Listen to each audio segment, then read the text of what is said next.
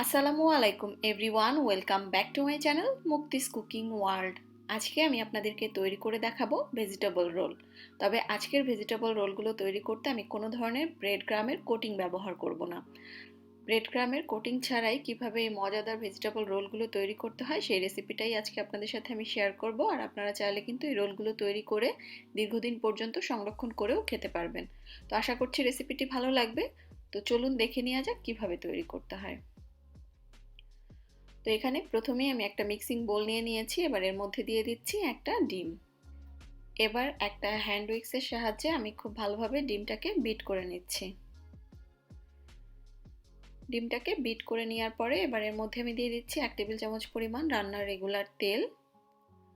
আরও দিয়ে দিচ্ছি 1 টেবিল চামচ পরিমাণ লেবুর রস। লেবুর রসটা দিলে এই রোলের শীটটার মধ্যে ডিমের কোনো স্মেল থাকবে না। এটা অপশনাল একটা উপকরণ, আপনারা চাইলে না দিলেও হবে, বাট স্মেলটা দূর করার জন্য এখানে লেবুর রসটা আমি ব্যবহার করেছি। এবার ভালোভাবে সবকিছু একসঙ্গে একটু মিশিয়ে নিচ্ছি। সবকিছু মিশিয়ে নেওয়ার পরে এখন এর মধ্যে আমি দিয়ে দিচ্ছি মেজারমেন্ট কাপের 2 কাপ পরিমাণ ময়দা। দিয়ে দিচ্ছি 1 চা চামচ পরিমাণ লবণ। এখন এর মধ্যে অল্প অল্প করে নর্মাল তাপমাত্রার পানি অ্যাড করে একটা ব্যাটার তৈরি করে নিতে হবে। আর চেষ্টা করবেন পানিটা একবারে না দিয়ে অল্প অল্প করে দিয়ে ভালোভাবে স্মুথলি ব্যাটারটা তৈরি করার জন্য। এই ব্যাটারটা তৈরি করতে আমার এখানে মেজারমেন্ট কাপের 3 কাপ পরিমাণ পানি লেগেছে। তবে আপনাদের কম কিংবা বেশি লাগতে পারে। চেষ্টা করবেন অল্প অল্প করে পানি দিয়ে একটা স্মুথ ব্যাটার তৈরি করে নেওয়ার জন্য। তো আমার ব্যাটারটা একদম রেডি হয়ে গিয়েছে। আমি আপনাদেরকে ব্যাটারের কনসিস্টেন্সিটা একটু দেখিয়ে দিচ্ছি। দেখেন, অনেক বেশি পানির মতো পাতলাও না, আবার খুব একটা ঘনও কিন্তু না, মোটামুটি পাতলা ধাঁচের একটা ব্যাটার, তবে অতিরিক্ত পাতলা না। আর এবার এই ব্যাটারটাকে আমি 15 মিনিটের জন্য রেস্টে রেখে দিব। আপনাদের হাতে সময় থাকলে আরও বেশি সময় ধরেও রাখতে পারবেন। তো ব্যাটারটা রেস্ট হতে থাক, এই ফাঁকে আমি পুরটা তৈরি করে নিব। পুরটা তৈরি করার জন্য এখানে আমি আমার পছন্দ মতো কিছু ভেজিটেবল নিয়ে নিয়েছি। তো আপনারা আপনাদের পছন্দ মতো যে কোনো সবজি নিয়ে নিতে পারবেন। আমি এখানে নিয়েছি মেজারমেন্ট কাপের 1 কাপ পরিমাণ বাঁধাকপি কুচি, নিয়েছি আধা কাপ থেকে সামান্য একটু বেশি গাজর কুচি, নিয়েছি এখানে আমি আধা কাপ থেকে সামান্য একটু বেশি পেঁয়াজ কুচি, নিয়েছি আধা কাপ পরিমাণ লাল ক্যাপসিকাম কুচি, আরও নিয়েছি এখানে আমি আধা কাপ থেকে সামান্য একটু বেশি সবুজ ক্যাপসিকাম কুচি। ক্যাপসিকামটা অপশনাল একটা উপকরণ, আপনাদের হাতের কাছে না থাকলে অন্য যে কোনো সবজি দিলেও হবে। চুলায় আমি একটা হাঁড়ি বসিয়ে নিয়েছি। এবার এর মধ্যে আমি দিয়ে দিচ্ছি 1.5 টেবিল চামচ পরিমাণ রান্নার রেগুলার তেল। তেলটা একটু গরম হয়ে যাওয়ার পরে এর মধ্যে আমি 1 টেবিল চামচ পরিমাণ রসুন কুচি দিয়ে দিচ্ছি।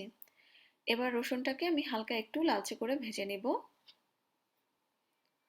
রসুনটা ভেজে নেওয়ার পরে এর মধ্যে দিয়ে দিচ্ছি 1 চা চামচ পরিমাণ চিলি ফ্লেক্স বা ক্রাশ করা শুকনো মরিচ। চেষ্টা করবেন এটা অবশ্যই দেওয়ার জন্য, এতে করে খুব সুন্দর একটা ফ্লেভার অ্যাড হয় আর খেতেও ভালো লাগে।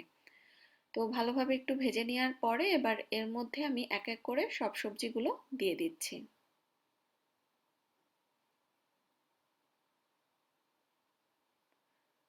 সবজিগুলো দিয়ে নেওয়ার পরে এবার এর মধ্যে আমি দিয়ে দিচ্ছি 1 টেবিল চামচ পরিমাণ কাঁচামরিচ কুচি, দিচ্ছি সবজির জন্য যতটুকু লবণ লাগে স্বাদ মতো লবণ, সামান্য একটু হলুদ দিয়ে দিচ্ছি, তবে আপনারা দিতে না চাইলে না দিলেও হবে।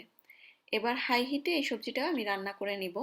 এখানে আমি যে সবজিগুলো ব্যবহার করেছি এগুলো খুবই দ্রুত সিদ্ধ হয়ে যায়, তাই এটা ঢাকনা দিয়ে ঢেকে রান্না করার কিছুই নেই। আমি জাস্ট হাই হিটে নেড়ে চেড়ে সবজিটা একটু সফট হয়ে বা সিদ্ধ হয়ে আসা পর্যন্ত রান্না করব।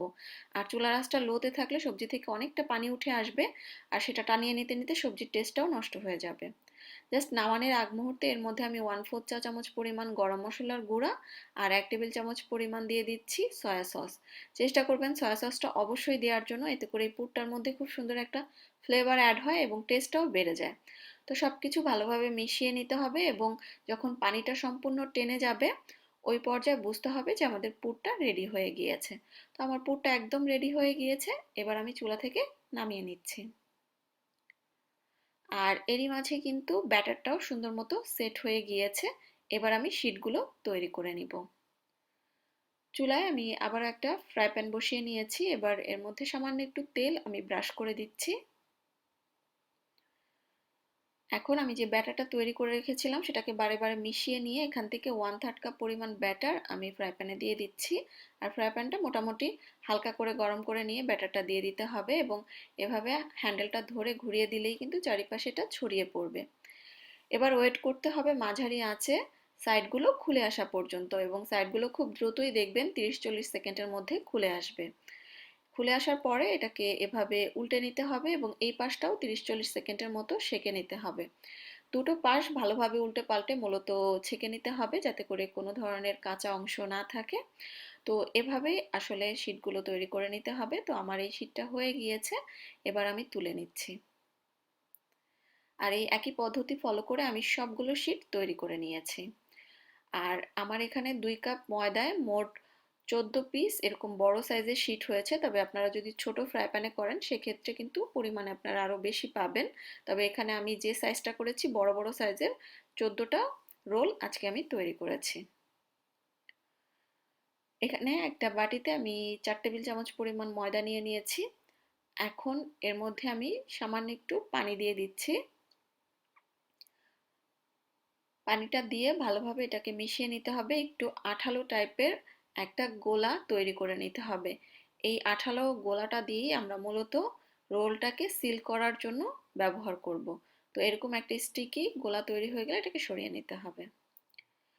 এখন আমি এক এক করে সবগুলো রোল তৈরি করে নিব।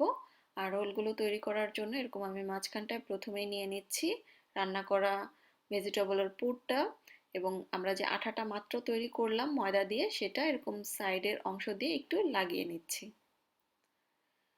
এবার একটা সাইড থেকে এটাকে আমি তুলে দিচ্ছি এবং এই পাশটা থেকেও তুলে দিচ্ছি, দিয়ে টাইট করে রোল করে নিতে হবে। আমি কিভাবে কাজটা করছি আশা করছি আপনারা ভিডিওতে দেখে বুঝতে পারছেন।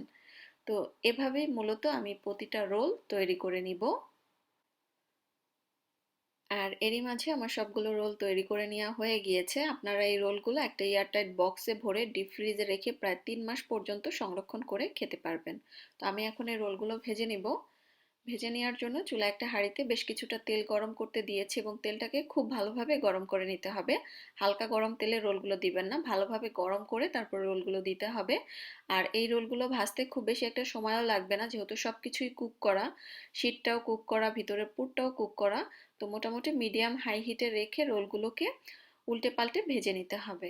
তো আমার একটা সাইড কিন্তু হয়ে গিয়েছে, এবার এগুলোকে আমি উল্টে নিচ্ছি এবং অপোজিট সাইডটাকেও লালচে করে ভেজে নিব। আর এরই মাঝে দুটো সাইড ভাজা হয়ে গিয়েছে, এবার আমি এগুলোকে তেল থেকে তুলে নিচ্ছি।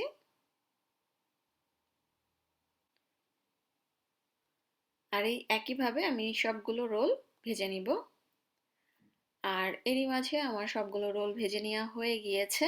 এই রোলগুলো গরম অবস্থা অনেক বেশি ক্রিস্পি থাকে এবং খেতে খুবই মজার হয়ে থাকে। ঠান্ডা হওয়ার পরে কিছুটা নেতিয়ে যায়, বাট ঠান্ডা অবস্থায় খেতেও ভালো লাগে। দুটার দুই রকম স্বাদ, তবে রোলগুলো খেতে আসলে অনেক মজার হয়ে থাকে। আপনারা বাসায় ট্রাই করে দেখতে পারেন, ইনশাল্লাহ ভালো লাগবে এটুকু বলতে পারি। আশা করছি আমার ভিডিওটি ভালো লেগেছে। তাহলে আজকের মতো বিদায় নিচ্ছি। আল্লাহ হাফেজ।